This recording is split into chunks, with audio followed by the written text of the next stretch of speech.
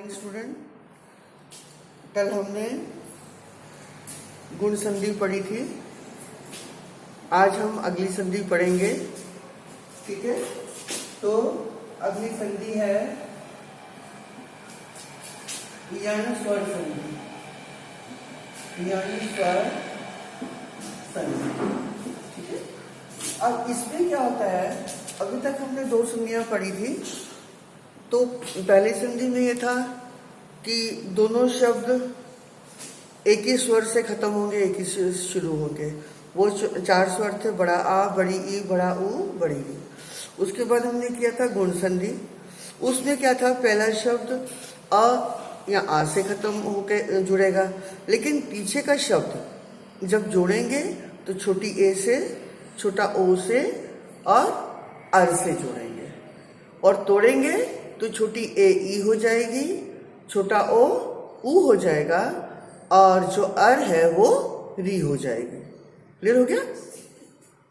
लेकिन आज जो है थोड़ा सा ये अपोजिट चलेगा। इसमें क्या होता है कि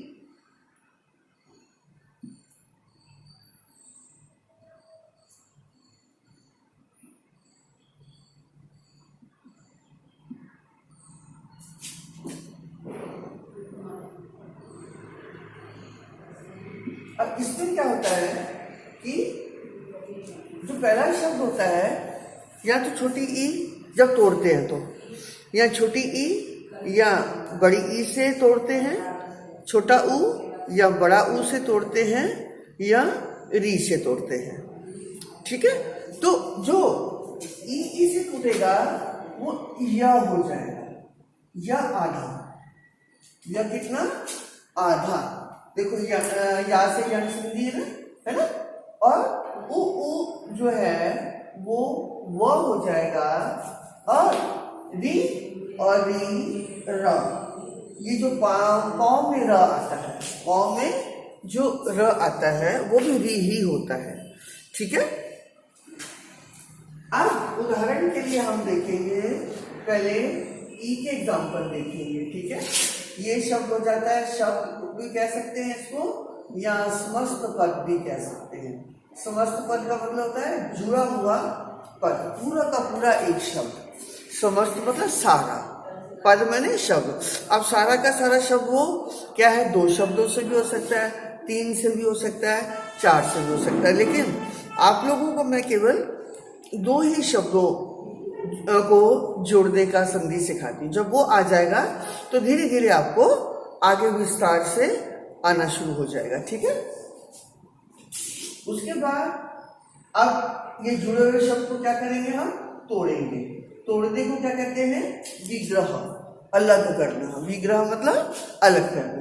और किस नियम से अलग किया है, किस संधि से, किस प्रकार से अलग किया है, उसको हम क्या देते हैं, संधि। ठीक है। अब सबसे पहले हम ये वाला ले लेते हैं कि क्या है, जब टूटेगा तो ई से टूटेगा, और ये ई किसका कारण होगा, या का। गुण संधि में ई क्या होती थी, ए होती थी। लेकिन कब होती थी, वो पीछे की तरफ जाती थी। वो कहाँ होती थी, पीछे की तरफ। पहला शब्द आ वाला होता था। क्लियर हो गया। अब यहाँ पर जो ई इधर जाती थी वो इधर हो गई, इस करके ये ए ली हुई, ये क्या हो गई, या।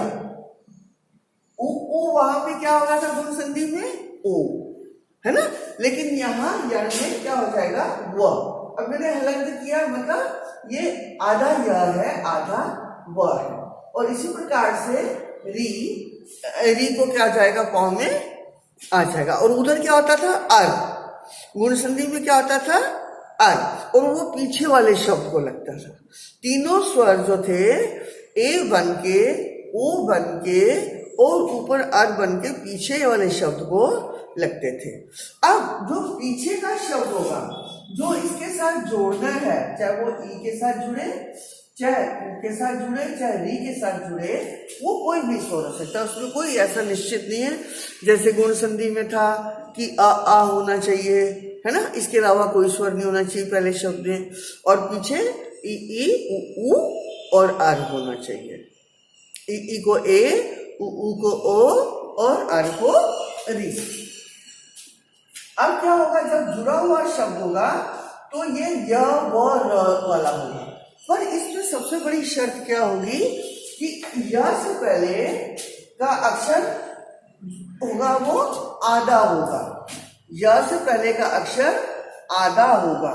अब आधे से हम समझ लेंगे कि वहां तक हमारा नया शब्द है, वहां पर हमारा नया शब्द। जैसे इत्यादि, देखो इत या दी आ गया। तो मैंने क्या बताया शर्त कि य व र से पहले अगर आधा शब्द आए तो ही यण संधि होगी, व से पहले आधा शब्द आए तो ही यण संधि होगी। क्लियर हो गया। अब देखो हमने देखा या आ गया है ना। अब या में से क्या लिया, छोटा आ। या में से क्या ले लिया हमने, छोटा आ लिया। अब उसके आगे क्या था, बड़ा आ, बड़ा लिखो। उसके आगे क्या था, बड़ा आ। और ये पीछे का शब्द स्वयं बन जाएगा, पीछे का शब्द स्वयं बन जाएगा। क्लियर हो गया। हमें जैसे गुण संधि में क्या था, पीछे वाले शब्द को बनाना पड़ता था, आगे का शब्द स्वयं बन जाता था। अब इसमें पीछे का शब्द स्वयं बनेगा, आगे का बनाना पड़ेगा। पीछे का बन गया, प्लस कर दिया। अब देखो क्या आया था, हमने या का आ ले लिया तो कितना बचा, यह आधा। अब ये या किसका आया, या तो ई का आया या बड़ी ई का आया। तो सबसे पहले हम कौन सा मात्रा लगा के देखते हैं, छोटी ई की। अगर छोटी ई से हमारा शब्द बन रहा हो तो हम वहीं खत्म हो जाते हैं, ठीक है। और वो सार्थक होना चाहिए और उसका अर्थ निकलना चाहिए, ठीक है। तो अब क्या था, ये आधा था तो आधा है। अब ये आधा या को क्या होना था, पहले हम छोटी ई लगाते, तो ये मात्राएं हमेशा स्वर के साथ रखती। तो क्या बन गया, इति प्लस आदि। क्लियर हो गया। अब हम जब जोड़ेंगे तो ये जो है, जो ई की मात्रा क्या बन जाएगी, या, और पीछे वाले से आ लेंगे और ये उसके आगे बड़ा आ होगा तो इत्यादि। क्या हो गया, ठीक है। अब ये किस नियम से बनी, ये यानी स्वर स्वर, क्या हो गया, यानी स्वर संधि। क्लियर हो गया। अब मैं और एग्जांपल दे देती हूं, ठीक है।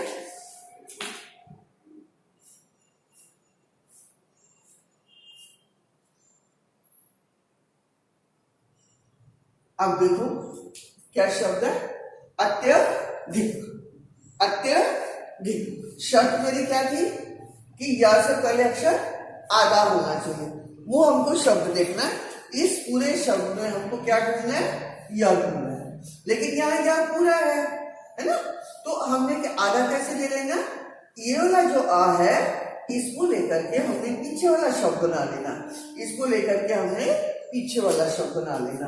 तो या में से मैंने आ लिया तो आ लिया, और पीछे क्या था, देख, तो क्या बन गया, अधिक।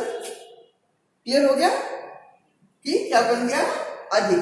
अब देखो अगर इधर विसर्ग लगी होगी तो आपको भी लगानी है, नहीं लगी होगी तो नहीं लगानी। क्लियर हो गया। अब क्या बचा, या और का, है ना। तो क्योंकि आधा अक्षर होगा तो क्या होगा कि उसी में या को ई करके वो अपने आप पूरा हो जाएगा। अब क्या था, आ और त, तो यह किसका, ई का। तो हम छोटी लगा के देखते हैं, तो अति से बन गया। आ गया समझ। आपकी बुक में बहुत से एग्जाम्पल दिए हुए हैं, उन एग्जाम्पल को आप देखेंगे और आगे आगे करते जाएंगे, ठीक है। अब इसके बाद आ जाता है वह का। अब वह का है जैसे स्वागत, स्वागत। क्लियर हो गया। अब आप कहेंगे कि मैडम आपने तो कहा था कि शुरू में जो है शब्द व्याकरण जो है संधि का नहीं होता है ना। लेकिन कुछ एक ऐसे शब्द होते हैं, हमको तो क्या देखना है, नियम देखना है। हमको क्या देखना है, नियम देखना है। नियम क्या है कि वो से पहले आधा अक्षर है कि नहीं। ठीक है। अब वो में से क्या लिया मैंने, वो को आधा करना है तो इसका छोटा आ ले लूंगी, इसका छोटा आ ले लूंगी, ठीक है। अब बचा बड़ा आ, फिर आगता, क्लियर हो गया है ना।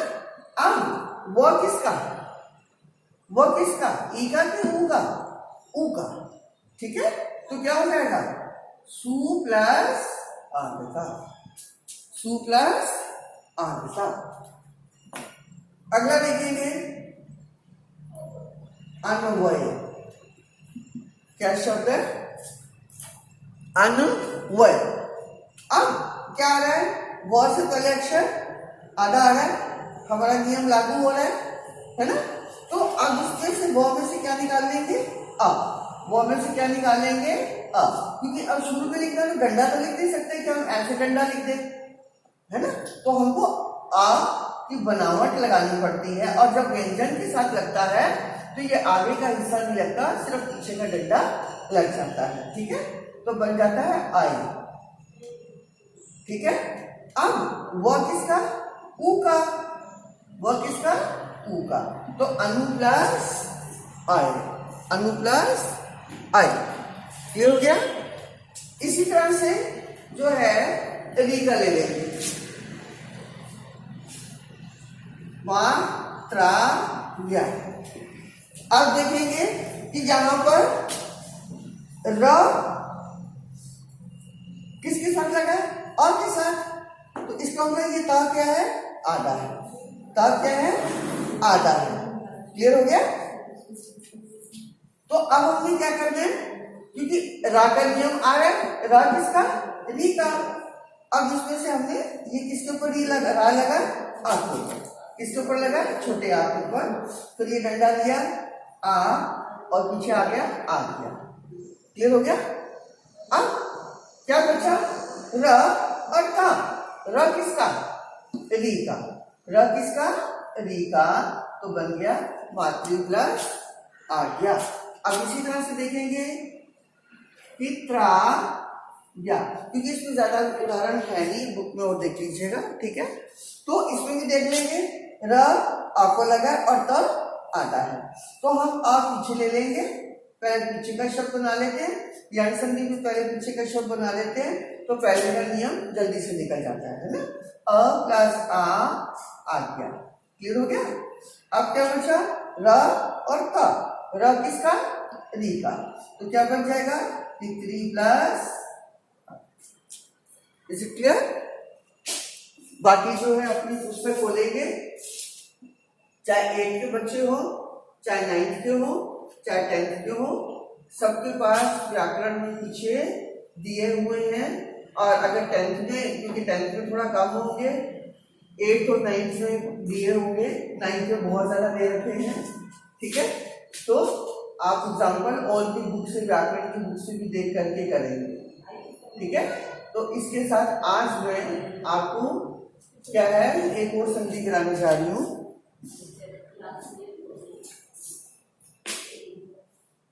वृद्धि स्वर संधि। कौन सी संधि, वृद्धि स्वर संधि। अब हमने सबसे पहले पढ़ी थी दीर्घ, है ना, अब है वृद्धि। अब हमें इन दोनों का अर्थ समझना चाहिए, दीर्घ मैंने भी बड़ा, वृद्धि मैंने भी बड़ा। अंतर क्या है, दीर्घ मैंने कि जैसे आयु में बड़ा होना, है ना, किसी एक चीज के लिए उसका इस्तेमाल होता है, और वृद्धि मैंने कि संख्या में बढ़ जाना, किसको गिनती में कोई चीज बढ़ती है तो हम कहते हैं ना, जनसंख्या दीर्घ हो रही है कि वृद्धि हो रही है, वृद्धि हो रही है, दीर्घ नहीं होती है ना। तो यहाँ पर क्या होता है, मात्राएं संख्या में बढ़ जाती हैं। तो ऐसी हमारे स्वरों में कौन सी ऐसी मात्राएं हैं जो संख्या में बढ़ती हैं, केवल 2 हैं, केवल 2 हैं। क्योंकि देखो आ पढ़ेंगे तो क्या होता है, तो 2 डंडे थोड़ी लगते हैं, कितना डंडा लगता है, एक ही डंडा लगता है। ई पढ़ते हैं तो उसकी डायरेक्शन चेंज हो जाती है, बड़ी ई ऐसा नहीं कि 2 लग जाती है। ऊ है तो डायरेक्शन चेंज, छोटा ऊ इधर, बड़ा ऊ इधर, केवल 2 ही स्वर है। वो कौन से हैं, छोटी ए बड़ी ई, छोटी ए बड़ी ई, छोटा ओ बड़ा। ये दो ही स्वर ऐसे हैं जो संख्याओं में बढ़ते हैं, है ना। तो अब इसमें क्या है, ये संख्याओं में कैसे बढ़ते हैं। आप गुण संधि में क्या पढ़े थे कि पहला शब्द आ से होगा, पीछे ई या उ होगा। लेकिन यहाँ पे क्या होता है, क्योंकि ये दो ए है, तो क्या होगा, जहां पर क्या है कि पहला जो शब्द है अ या बड़े आ से बनेगा, दूसरा शब्द चाहे वो छोटी ए हो या छोटा ओ हो, तो जब भी दोनों मिलेंगे, ए मिलेगी तो बड़ी ए, ओ मिलेगा तो बड़ा ओ हो जाएगा। क्लियर हो गया। उदाहरण के लिए क्या शब्द है, एक एक। क्या शब्द है, एक एक। क्लियर हो गया, है ना। तो अब क्या है कि ये किसके ऊपर है, दो मात्राएं क के ऊपर। किसके ऊपर है मात्राएं, क के ऊपर। तो इसका मतलब क किसका, इसका। गुण संधि में भी क्या था कि हम जैसे सुरेंद्र पढ़ते थे, है ना, सुरेंद्र पढ़ा हमने, ठीक है। तो क्या था, एक ही मात्रा किसके ऊपर थी, ए के ऊपर। तो इसका मतलब ये र, इसका नहीं, ये दोनों मिलकर के एक इधर जाएंगे, एक पीछे का शब्द बनाएगा। तो पहला शब्द क्या हो जाता था, सुर, और छोटी है किसकी, ए की। क्लियर हो गया। इसमें भी वही फॉर्मूला होगा, क्योंकि पहले हिस्से में अ आ है, इसलिए अब ये जो दो मात्राएं हैं इसके ऊपर है, क के ऊपर है। तो क्या हो गया, ये एक। अब बड़ी ए किसकी हो सकती है, वो छोटी ए की भी हो सकती है और बड़ी ए की भी। पीछे का शब्द भी ए से ही बनेगा। ये नहीं कि अब दोनों डंडे हैं, दो मात्राएं तो दोनों से बनाएंगे, नहीं। हमको ये देखना है कि ये क है तो इसके साथ कितना ए लगेगा। छोटी ए लगा के देखेंगे तो हो गया एक, और अगर मैं ऐसे लिखूंगी तो क्या हो गया, ऐसे होते हैं स्पेलिंग, ये स्पेलिंग मिस्टेक है, ये क्या है, स्पेलिंग मिस्टेक है। तो क्या हो जाएगा, एक प्लस ए कहा, कौन सी संधि, व्री दा और ध, वृद्धि, वृद्धि, वृद्धि स्वर संधि। उदाहरण के लिए अगला देख लेते हैं।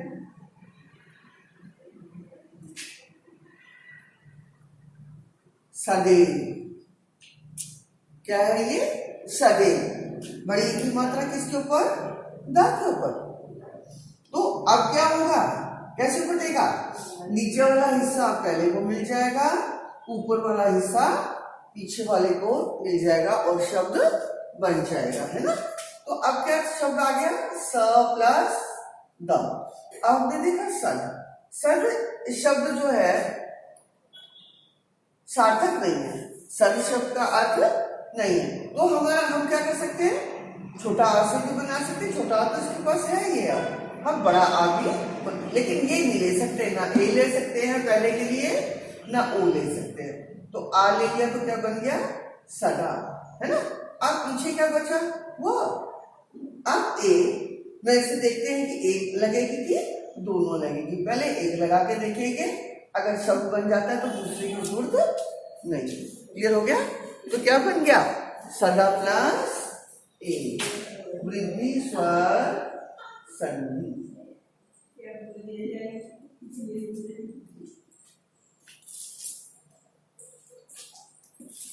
अगला एक और देख लेंगे।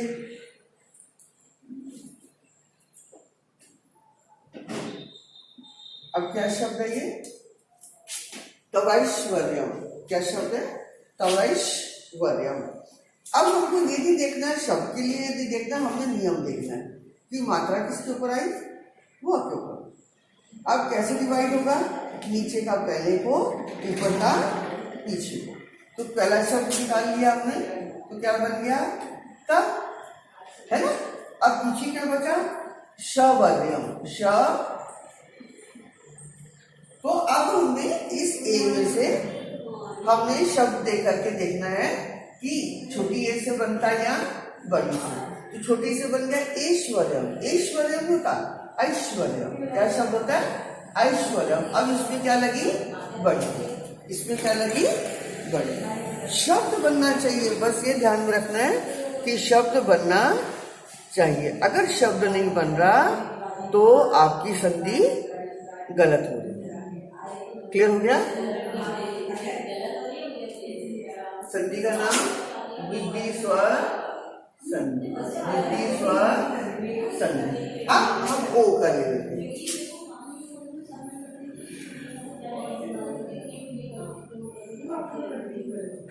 ममोद, ममोद है ना, तो ओ की मात्रा किसको है?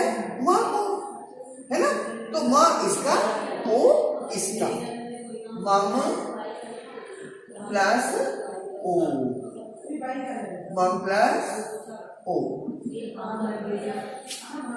उसके बाद महोषधि,